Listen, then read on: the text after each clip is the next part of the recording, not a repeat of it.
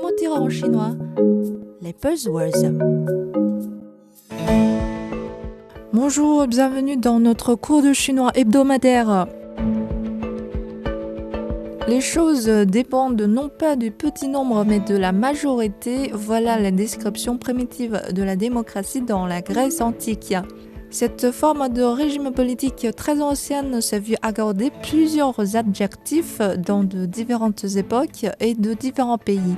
La démocratie athénienne, la démocratie directe, la démocratie libérale, la démocratie représentative.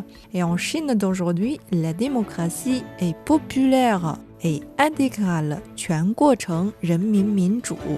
À la différence de la démocratie de style occidental qui se caractérise souvent par le vote aux élections toutes les quelques années, la démocratie chinoise peut être considérée comme un mode de vie quotidien pour le peuple.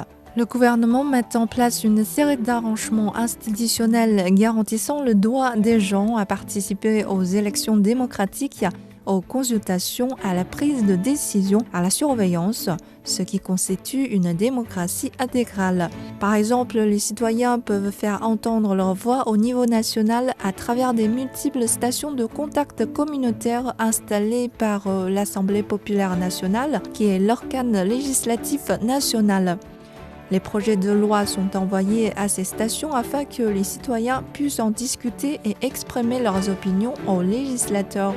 Ces suggestions sont ensuite recueillies et examinées par les organes législatifs du pays afin de faire une législation ciblée. L'Internet est aussi un moyen auquel le gouvernement a recours pour rapprocher la population du processus politique. Par exemple, pour la formulation du projet du 14e plan quinquennal de 2021 à 2025, les suggestions et les conseils des internautes ont été sollicités en ligne. Les internautes ont finalement donné plus d'1 million d'avis. Et non seulement les opinions des gens sont entendues, elles sont aussi absorbées dans les politiques. À ce niveau-là, j'ai aussi un exemple.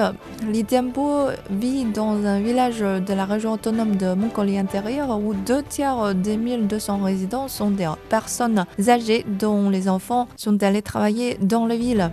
Il a donc suggéré au gouvernement de construire dans les zones rurales densément peuplées des cantines publiques et des dortoirs pour les personnes âgées désireuses de vivre ensemble. Son idée a ensuite été incorporée dans le document directeur par les autorités centrales.